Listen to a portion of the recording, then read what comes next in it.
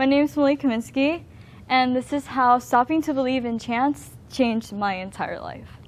So as you can tell, I smile a lot, and of course my name is Malia. I'm 14 years old, I go to Basis Goodyear, and I'm the oldest sibling out of the younger brother back there. And I am going into 10th grade, and my hobbies are singing, acting, reading, and hanging out with friends and family. But as you notice in that picture, I'm always smiling. That's the one thing I've actually been known for, is that smile fine. But one thing people didn't realize was that there's a lot going on behind that smile.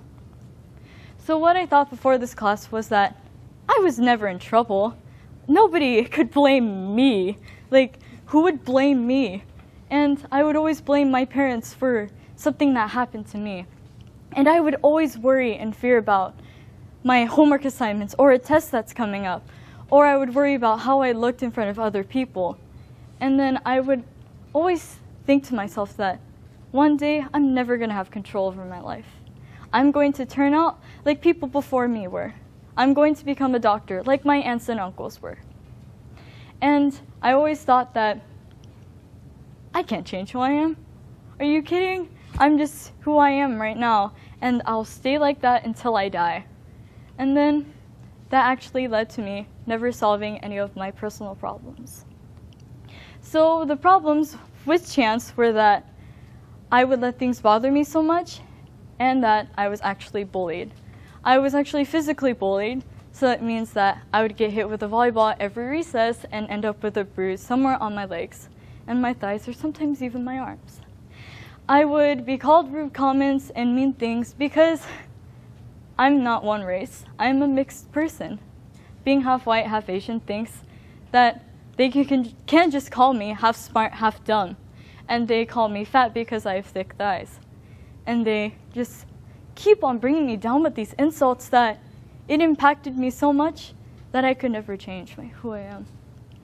I used to make friends with the wrong people because of how nice I was to everyone. I would treat them with so much kindness that they thought it was funny to stab me in the back. And this all led to self-esteem, and these were all very, very stressful. And this was a continuous cycle, which never really ended for me, but only repeated, but with more darkness. So when I started to approach things differently by joining this class, I had to realize that everyone has a purpose in life. Everyone is unique. I am unique. I am who I am, and I cannot change that. And that I always have to look inside me and realize that it's my fault, not others people's. I can only control myself. And that knowing who I am as a person will not only benefit me in the future, but also not listen to everyone else around me and telling me something that I'm totally not.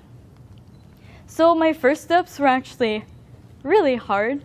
I had to accept who I am, even my flaws. Even though I hated them so much, I still had to accept it. And I also identified habits and perceptions which also led me to my low self-esteem. And I had to change them, or else I would have never changed and I would still be in the same cycle. And I also started to dress differently as well, so that I could gain self-confidence and feel confident anywhere I went. And so the conclusion is, never believe in chance, because it will never get you anywhere. The no chance mindset will always gain you success. After this, I realized that I have more responsibility and that I became more observant to other people as well. And also, I felt a lot happier knowing that I accepted who I am. And I realized that I can change, and I'm still changing now. Thank you.